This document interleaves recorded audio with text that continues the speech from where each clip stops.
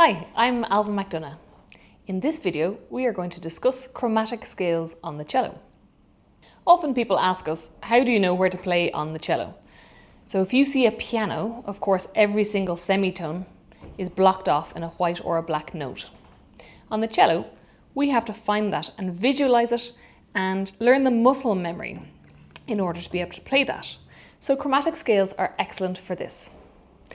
A chromatic scale is a musical scale where every single one of the 12 notes within an octave is played during this scale. So it's sort of like all of the white and black notes between two C's on a piano. Let's have a little listen.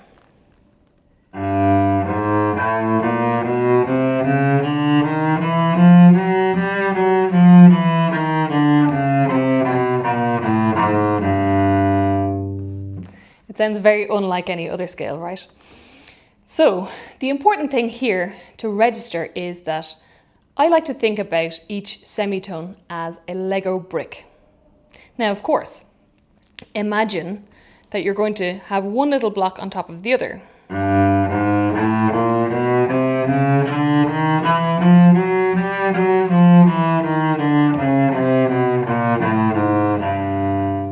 Now, the only problem is that as we move higher in pitch, the spacing on the cello gets a little bit smaller and smaller. So if you played the same spacing that we start the chromatic scale in half position, I'm going to play exactly the same spacing now.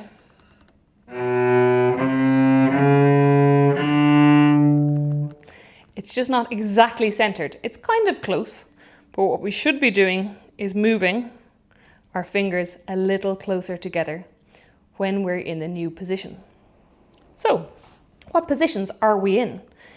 You can watch my videos on half position and also second position, which is where we'll be shifting to in the middle of this scale. Half position.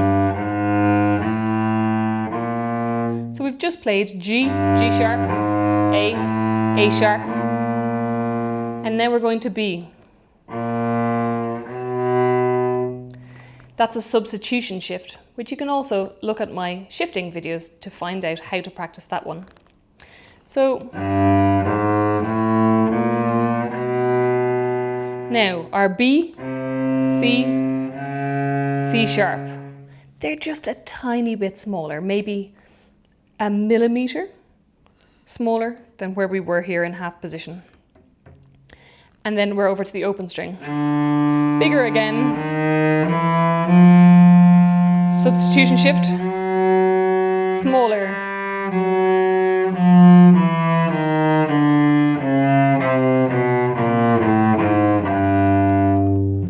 So the pattern here, I always love because my brain doesn't have to think too much.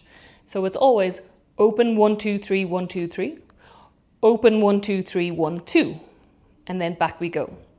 But if we were playing a very, very long chromatic scale, so a couple of octaves, it would be the same the whole way through. Open 2, 3, 1, 2, 3, open 1, 2, 3, 1, 2, 3.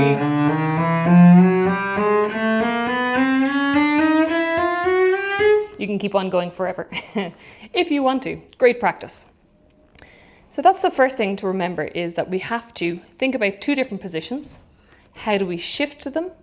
And the spacing difference between the half position and the second position.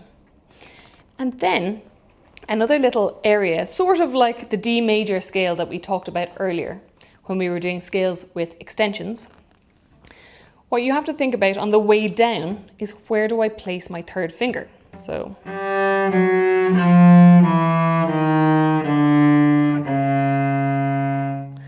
that's a very funny jump to go from half position. Once you're there, it's very, very easy to get back. 3, 2, 1, 3, 2, 1, open. Okay? But I like to sometimes practice that connection. So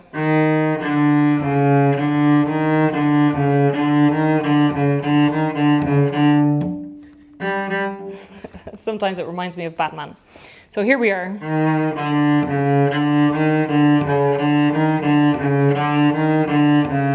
And then once you've practiced that muscle memory enough, as you come down, it should work perfectly for you.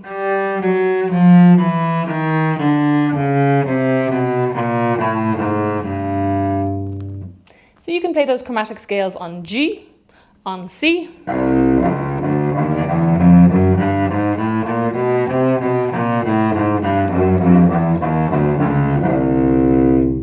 I need a little more weight when I'm playing on the C string to get it to resonate, and then also on the D string.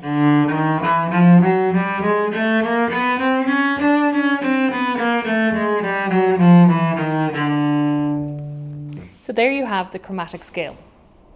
If you'd like a piece where you will come across a lot of chromaticism, try my piece Pancakes from It's a Cello Thing, Book 1. Have a listen to some of the chromatic areas in the piece.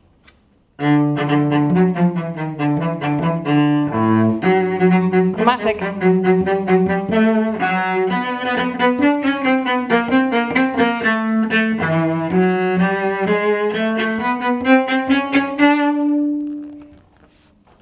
You can have a listen to that on Spotify or Amazon Music. Thank you for watching this video. If you have any questions or comments, please leave them below.